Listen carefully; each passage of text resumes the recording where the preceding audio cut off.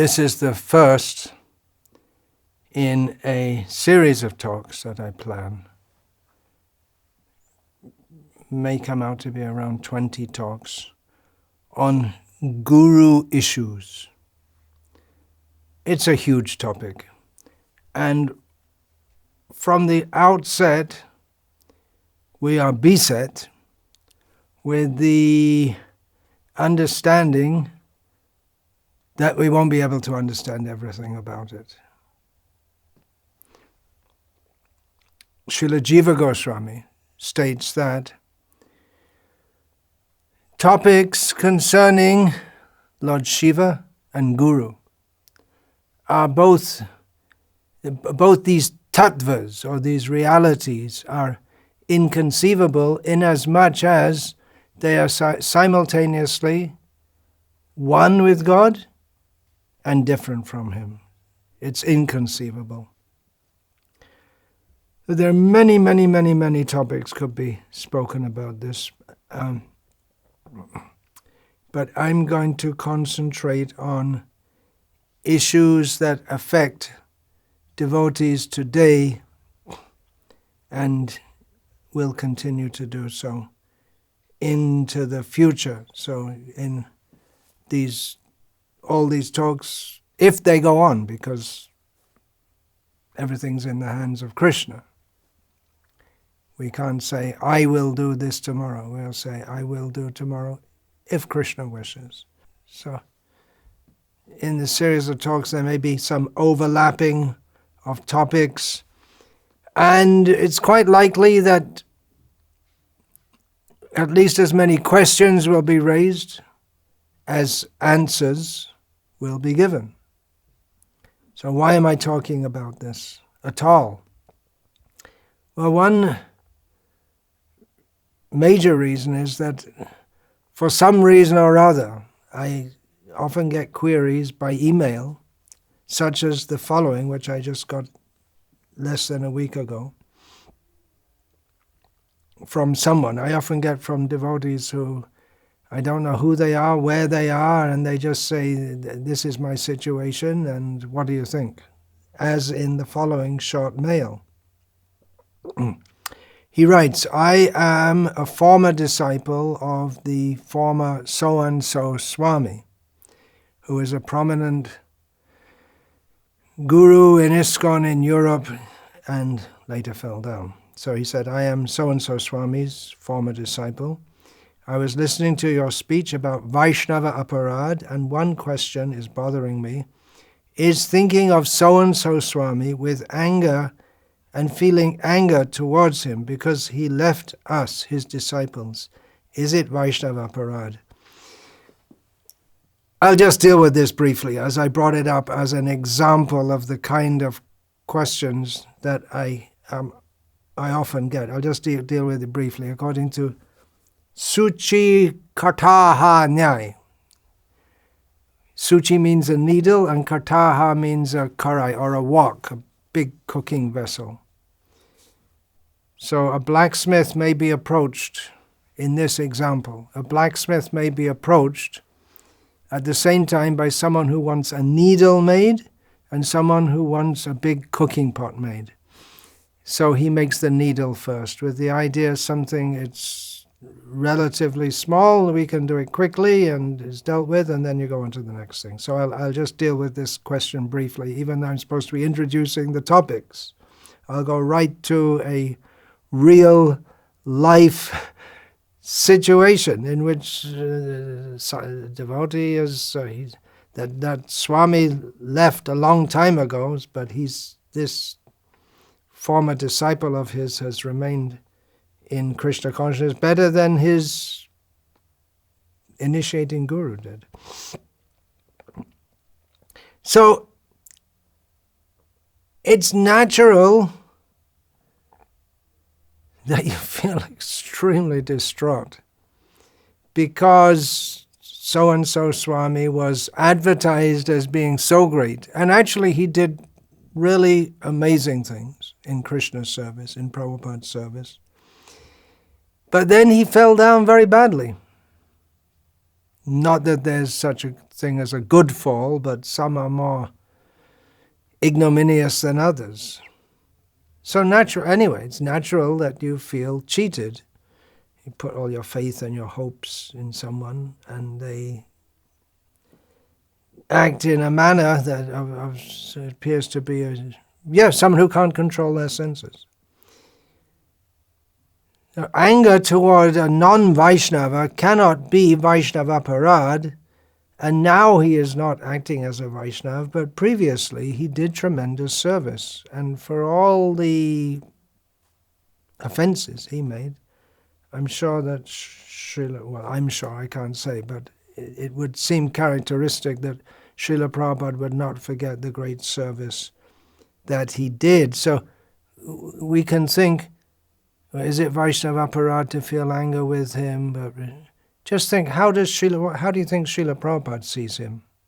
He sees him as a son who has gone astray. So it may be natural to feel anger in such circumstances, but it doesn't help. And there's another point, whether it's aparad or not. It doesn't help you in any way whatsoever, feeling anger.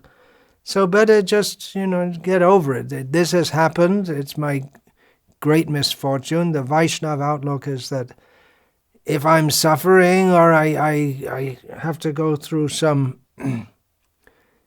unwanted situation, I'm also the cause of that. I can't simply blame it on others. We live in what's called a blame culture. We want to blame everyone else. But the Vaishnava or Vedanta outlook is that Purusha sukha dukhanam bhuktridve hetu ruchyate, as Krishna says in Bhagavad Gita. We ourselves, due to our activities, are the cause of our own suffering and distress. So better get over it and move on. Before I get into the essence of the talk, I'm just giving, this is just some introduction I'm giving now about why I'm even giving this at all. Why should we even discuss these things? The funny thing is that devotees do discuss these things a lot, but privately, hush, and we can discuss them openly also. Here's I'm going to read it from another letter now that I got just recently, and just a few days ago also. And I could say it's the kind of letter I often get, but it's not, in as much as it's a unique situation, but you get the idea of the kind of tangled situations devotees get into. This devotee had written to me saying that he can't relate very well to his Diksha Guru. He didn't get into details, but I have heard that this Guru is very enthusiastic in dealing with his female disciples especially, and has some attractiveness to women, and that he has a reputation of being very eager to make more and more disciples, but once someone's a disciple, once he's initiated them, he loses interest in them, and unless they bring more disciples to him. So that's what I've heard. There may be some truth to it. It wouldn't be surprising if it was, because Maya is very strong. So anyway, this devotee wrote to me, said, "Can I accept you as a Shiksha Guru?" And I replied to him, "It is fine by me if you wish to consider me as a Shiksha Guru. Best if you confirm this with your Diksha Guru, but I doubt that he will have a problem with that." So then the next letter I get from this devotee: "Dear Bhakti Vikasa Swami Maharaj, may I accept my respectful obeisances. All the glory of Srila Prabhupada," it's translated. It's obviously not very good in English. "All glory to you and your service to his mission.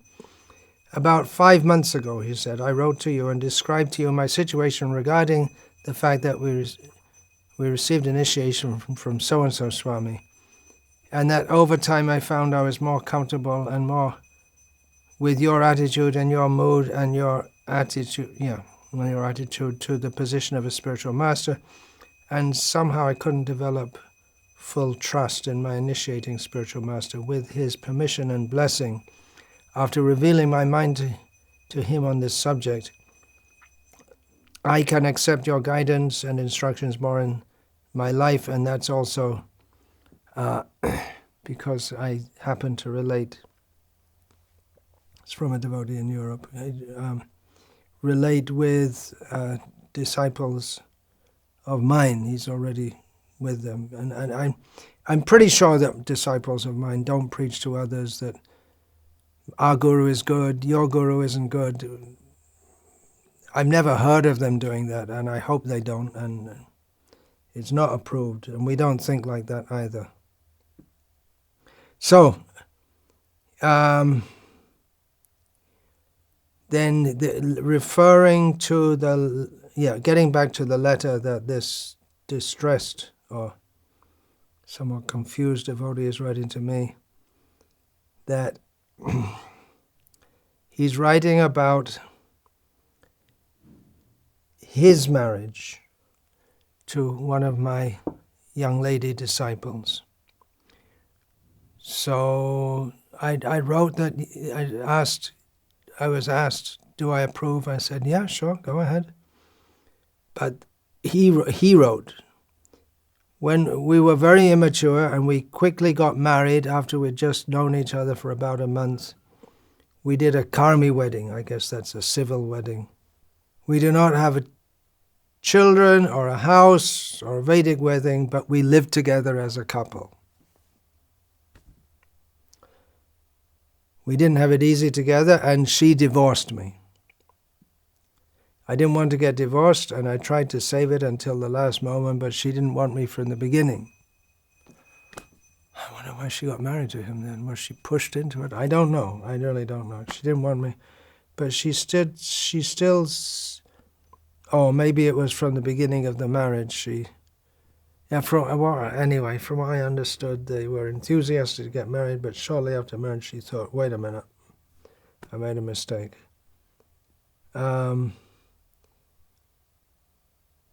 She said she would try, and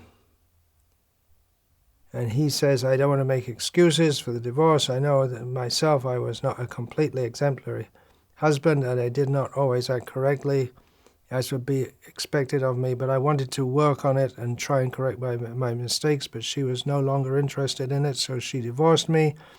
I know this didn't please you, and I'm sorry and regret that it turned out that way. I did not want to act against your will, because I know you would not agree. What can I do in this situation? How can I please and follow you after this incident? I wanted to tell you, even if it's not what would make you happy, but I think it's right for you to know about it. I don't know if she wrote to you. No. I didn't. This first I knew about this divorce. I wanted to ask you what to do in such a situation about my original initiating spiritual master. And what does this mean for me in practice? Because we serve and offer our service to Krishna through the spiritual master. Now in my consciousness,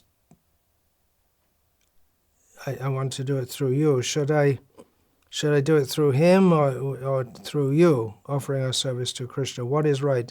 It's hard for me to do it through him when I don't have full faith and trust there. I'm sorry to burden you with these matters, but I wanted to write and ask a candidate for being a servant of the servant, and then his name. So you just get an idea of the complex issues, the complex lives, someone trying to surrender to Krishna, is unable to find compatibility either with his guru or with the lady devotee he married. We don't know in such cases what's going on exactly, and that is a problem with being a distant guru, and that these are the kind of things we have to discuss in the course of all this. But for that matter, I've seen, even if I'm staying in a place and I'm right there and trying to counsel the devotees, very often the mind is very strong, and even the Guru recommends this and that, and they don't follow, and they just make their own path to destruction.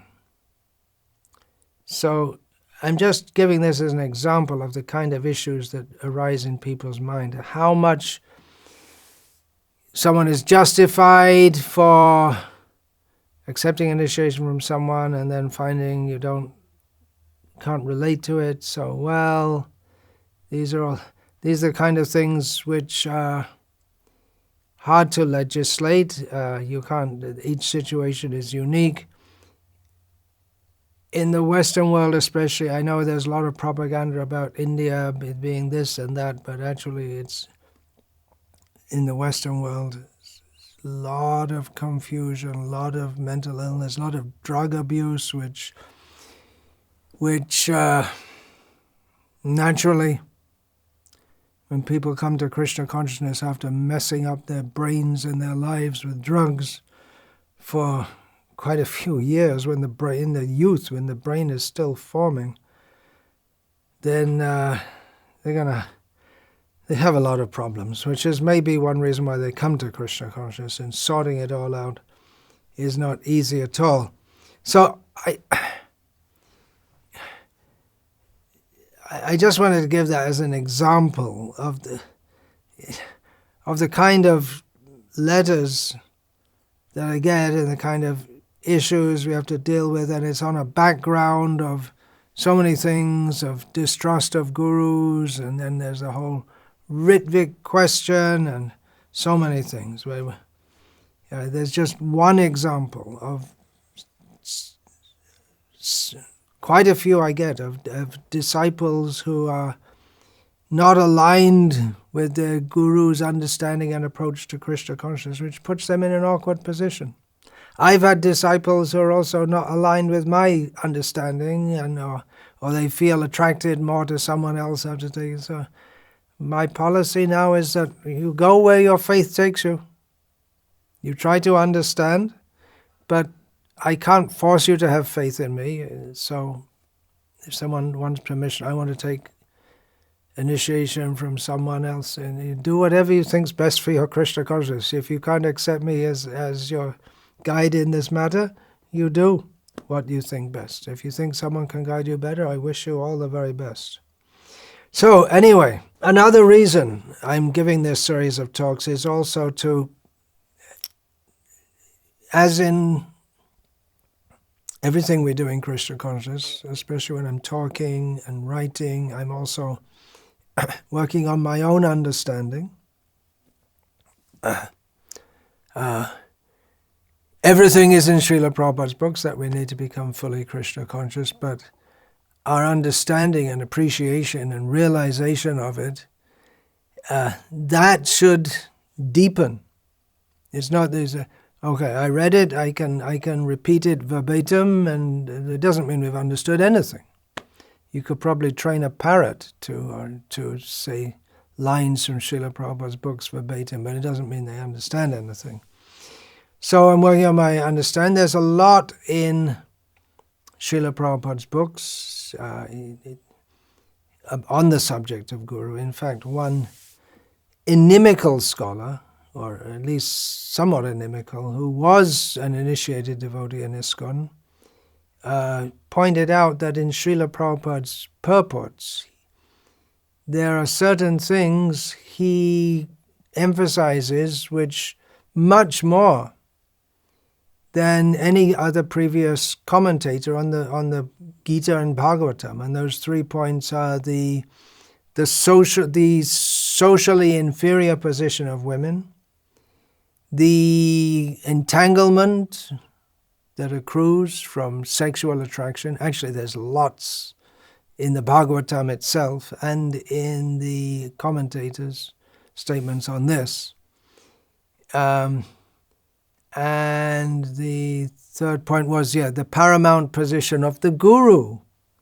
So Srila Prabhupada did speak a lot about the role of the Guru, and there's a lot in the beginning of Chaitanya Charitamrita, throughout the Bhagavatam, in various places, I'm speaking about in the verses, and then Srila Prabhupada's purports also.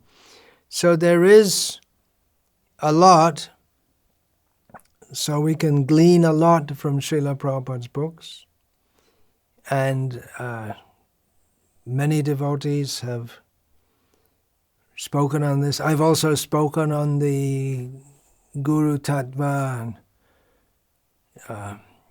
especially in initiation lectures, mostly talking about the duties of disciples. I have an app which you can get that app, and then you can look up Guru, Disciple, and there's many lectures on these topics. And I've actually compiled hundreds of pages of notes for a planned book on guru-disciple relationships, based on various scriptural statements, based on various observations of my own and of others. I don't know if I'll ever compile that book, because I've got hundreds of pages of notes on several subjects, and it takes years, once you have the notes, to put them all in order and make a readable book. But I'm just saying that it's something that's been on my mind for many years. That's why I have hundreds of pages of notes, and there's observations of different things that are going on.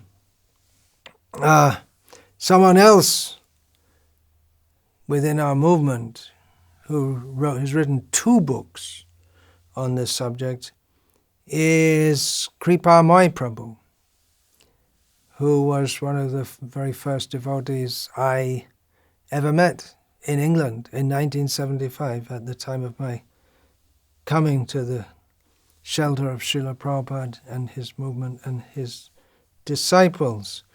He's written 2 books. I'm just started to go through one of them. One reason I've been thinking of giving this series of talks for some time. One reason I delayed was I wanted to do some more background reading and research, and I wanted to get these books. So now I've got that. I'm just starting to read through them. But I thought I should start to give this series of talks anyway, because it's been delayed and people's questions, very important questions for people's lives they've put to me, and I don't think I should delay giving this series of talks anymore. I've just started going through one of these books of Kripa Mai Prabhu, and it's very good. He's compiled such a book. It's clearly with a concern to help people who are coming newly in Krishna consciousness. It's for a Western audience. Explaining in very simple terms many of the concepts concerned. One thing among the many things I have to say is that many disciples are very happy in their relationship with their guru. And for them, some of these talks may not have any relevance, but then you'll meet devotees who are not so happy. You never know. You may become unhappy also. People change, their minds, and your mind might change. You don't know. But then there are many devotees also who are not very happy in their relationship with their guru. And because of this, our movement suffered so much. Devotees have gone away, so much training has been invested, devotees, and they go away. Sometimes they become enemies of the movement. Sometimes they leave Krishna consciousness movement altogether. Sometimes they go to various Gauriya mats, which my perspective on that nowadays is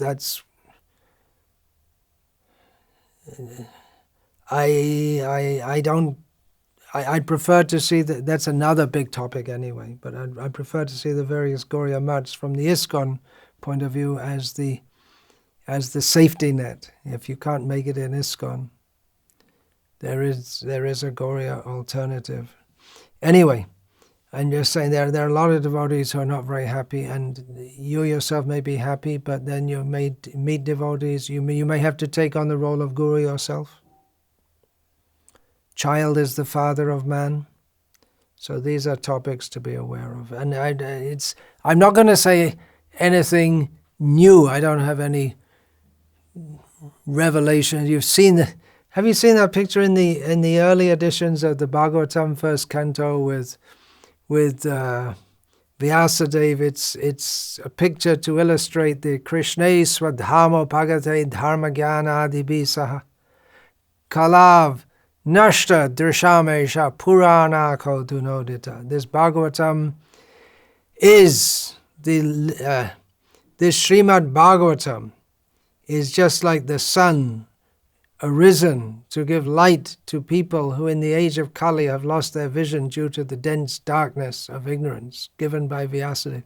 And in the picture it shows Vyasadeva standing on high with a light coming out of him. I believe this is taken from a caricature of, is it Moses speaking to the people of Israel, or God giving Moses the 10 Commandments? But it's not like there's some ray of light and I've got, this is it, folks. I've got all the solutions. Actually, the solution is that we all become pure devotees. But then that reminds us of when this is described in Srila Prabhupada Lilamrita, that Srila Prabhupada was very unhappy with the management of ISKCON Vrindavan just when he was trying to get it in order just after the temple opened, and there was so much mismanagement, and Srila Prabhupada going on and on about the cleanliness, the theft, the way devotees were engaged properly, and so many different things. The guest house, the standard of prasadam, there's so many things Srila Prabhupada was upset about. And then after some time, he, calling together the leaders there yet again, he said, so what is to be done? What is the solution? And one of them said, we have to become sincere, Prabhupada. And Prabhupada said, another impractical solution. From what I understand, Srila Prabhupada was looking, he didn't say that it's impractical for you to become sincere. And I strongly feel that devotees in our movement are basically sincere. I don't think there's a lot of deliberate misleading. But practically speaking, we're in a situation that we have to live with the reality that we're not on the level of Vyasadeva, Srila Prabhupada. There's no magic wand. Yes, the magic wand is that we all become pure devotees, but it is a process. Ador Shraddha Tata Sadhu Sangha, from Shraddha to praying. So I'm just going to bring this point, or bring out some points which many of them will be new perspectives or freshly presented perspectives to the listeners, and it's not like the whole of the ISKCON world also is completely tuned in and listening, and there are some devotees who regularly listen to me. So if you like to listen, maybe in future more will listen also. Let us see. I'm just trying to discuss these points. I'm not the only one discussing them. Bring out for them, especially for those who have asked questions, who are confused, or who are suffering in their disciple role, for the future also. It may well be there are devotees who are confused and suffering in their guru role also. But we see that some of the gurus go away and then the disciples become confused, but it means that the one who's supposed to be a guru was confused himself. And then you'll say that, Well, he couldn't have actually been a real guru if he's confused. Okay, all right, accepted. But I'm just using the word guru in a conventional term, in the way we commonly use it. There will be undoubtedly there'll be so much machine gun fire, flak at me. But anyway, I'll go ahead with discussing it, and I pray to Hari, Guru, and all you Vaishnavas to be able to do some service in doing so. So what issues are we going to cover? There are many, but like I say, it's impossible to be exhaustive. We may be exhausted before we get 20 talks. I'm not going to get them one day after another, just intersperse them. There are many topics to explore, but as one of my respected godbrothers just wrote to me about this, at the root of it all is the question, or the issue, we're talking about guru issues, is that Sri Gurudev is the manifestation of Lord Krishna's mercy. His manifestation of his mercy, a devotee.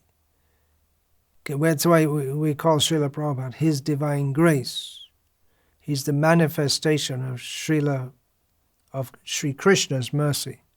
How does Sri Krishna show his mercy? In the form of the Guru. Then the question then becomes how to properly identify and embrace this flow of mercy, which is coming through a person. Some of the topics which I have prepared to be covered. The first one, when I get past the introductory section. The first one is Srila Prabhupada, the point that Srila Prabhupada expected his disciples to become gurus. Distrust of gurus. Topmost gurus and others. Guru means jnana data, one who gives knowledge. Then from Pancharatra Shastra, a list of qualifications, minimal qualifications to be an acharya. From Hari Bhakti Vilas, the Gauriya Vaishnav Smriti, the main Gauriya Vaishnav Smriti Shastra. Hari Bhakti Vilas, in the very first chapter, deals with the necessity of having a guru qualifications given in some detail, so I'll be going through that. And then on the qualities expected of a disciple. And we will see from reading this that we may think that the gurus aren't up to the standards, but the disciples aren't also. Then I'm going to take a fairly quick look at Ritvikism, which is the solution to all the problems. No more gurus. So they say. And I'm going to be discussing the final order, rubber-stamped gurus. Whoa, that's a controversial one. The dangers of guru groupism. Forced discipleship. That will be based on a letter I've received from Europe about devotees say they're being forced to take initiation from a certain guru there. So those who are waiting for a reply, you may have to wait quite some time for me to get around to this topic. Then a guru horror story about, a devotee wrote me about the horrific way, he didn't use that, but I used that term, his guru had dealt with him. I'm going to be reading from Narahari Sharkar Thakur's Sri Krishna Bhajanamrita, which states that shortly after the disappearance of Lord Chaitanya, there was a lot of turmoil regarding gurus and disciples and how disciples should deal or approach gurus who don't live up to what's expected of them, discussing about Shiksha Gurus, the law of disciplic succession, becoming a Diksha Guru. How do you do it? How do you get on the corporate climbing ladder? No.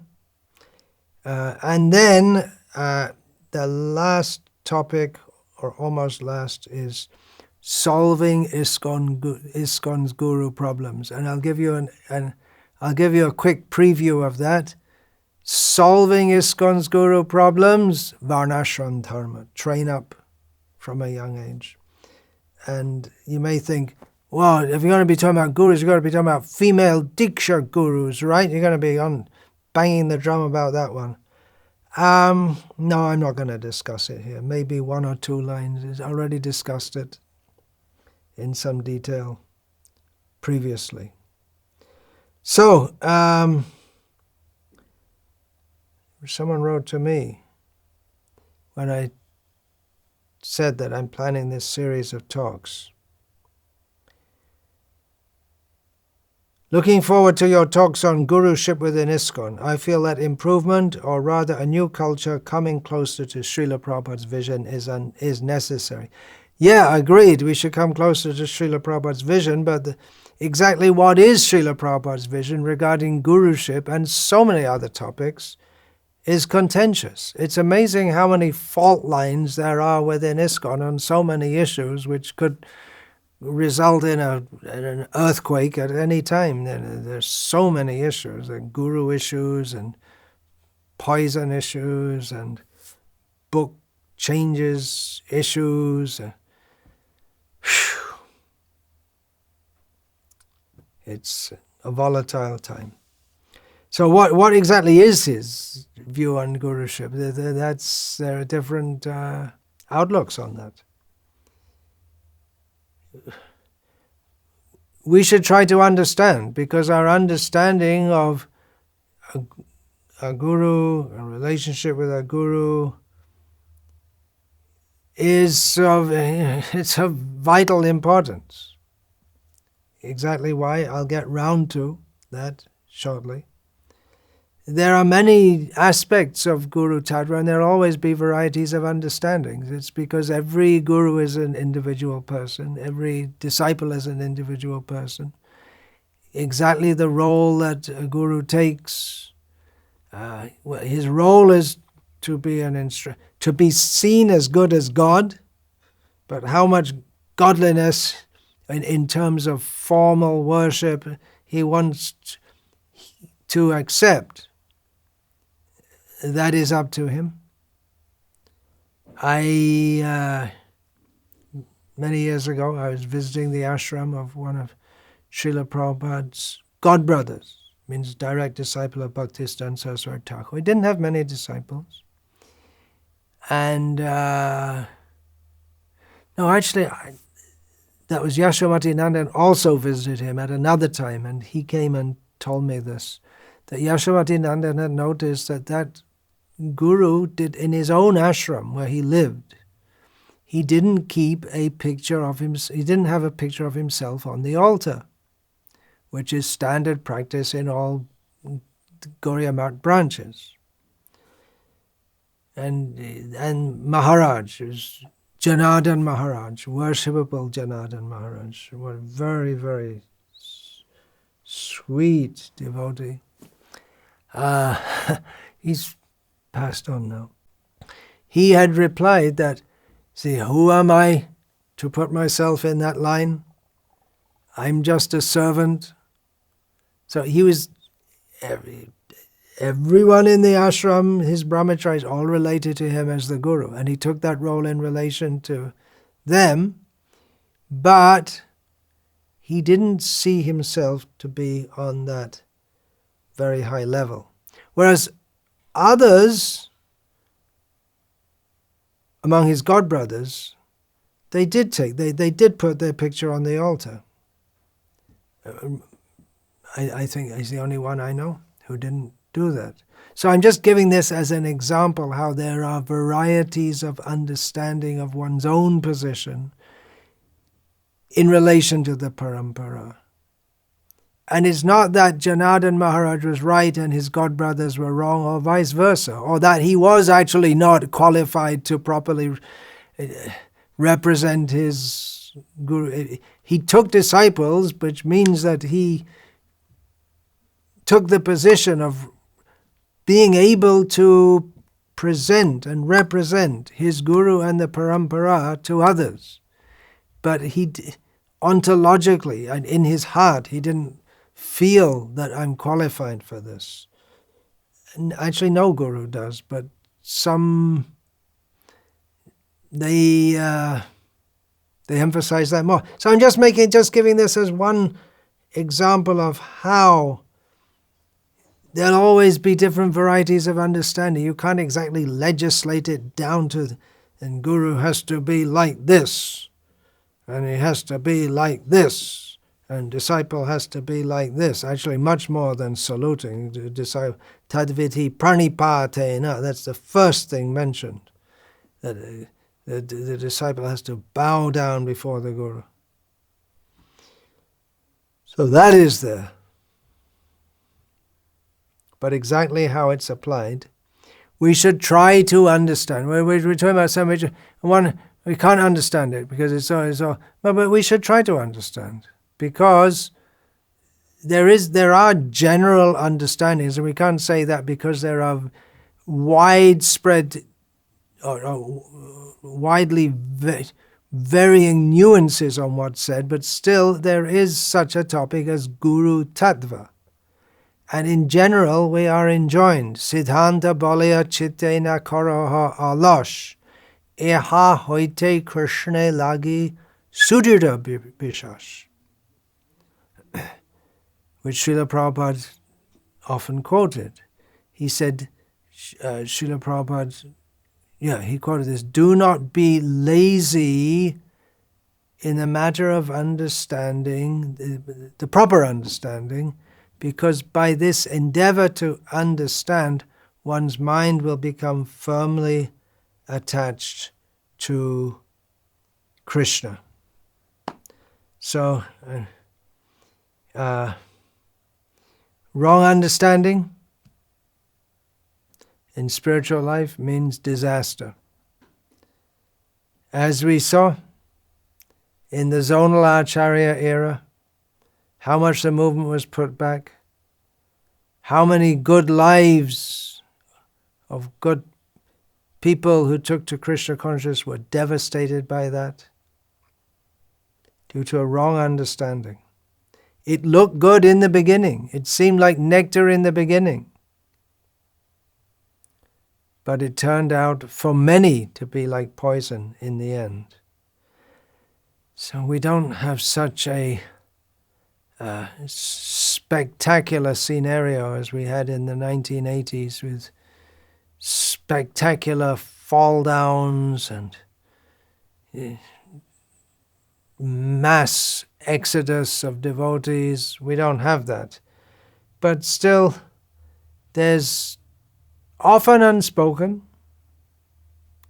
but a widespread feeling that something is awry. Often unspoken means it seems like at the present time in ISKCON to openly say, hey, look, there's something seriously wrong here. You're not supposed to do that, which is unhealthy in and of itself. If we can't say that. But from outside, people have no reservations. Those outside means those who were inside and have gone outside, and they don't have any reservations in pointing out there's something wrong, but they do it in such an inimical way that we don't want to hear them. And then when someone, for instance myself in this case, tries to discuss such things, then you equate them with those who are basically just fault finders and bitter and inimical. Anyway, I'll try and address these issues, and I expect that they'll be already just if it might go viral or semi-viral or something or whatever. I doubt it, because people think a lot of devotees are also, they're just fed up of so many issues. They just want to chant Hare Krishna and be happy, and they don't get into these things at all. But there is a significant community of those who are really, they're really hot on Guru issues, and they'll be giving comments like, you're bogus, and obviously Prabhupada is the only Guru for all time, and all this kind of thing. So, all right, Hare Krishna, that's an introductory talk. And I'll continue with introductory talking, just discussing just giving an overview of what the issues are in the next talk, Krishna willing. Hare Krishna. All glories to His Divine Grace Srila Prabhupada. All glories to those who have taken shelter at His divine lotus feet. Vancha kalpa tarubhyascha kripa sindhubhya evacha patitanam pavanebhyo vaishnavebhyo namo namaha. Dante nidhaya churnakang padayo nipatya kritvacha kakushatam etad aham bravimi he sadhava sakala eva vihaya durat Gauranga Chandra Charane Kurutanuraga. Parivadatu Jano Yata Tata Va Nanumokarona Vayang Vicharayamaha. Hari Rasa Madira Madati Mata Bhuvi Vilutama Nartama Nirvishama. Hare Krishna, Hare Krishna, Krishna Krishna, Hare Hare. Hare Rama, Rama Rama,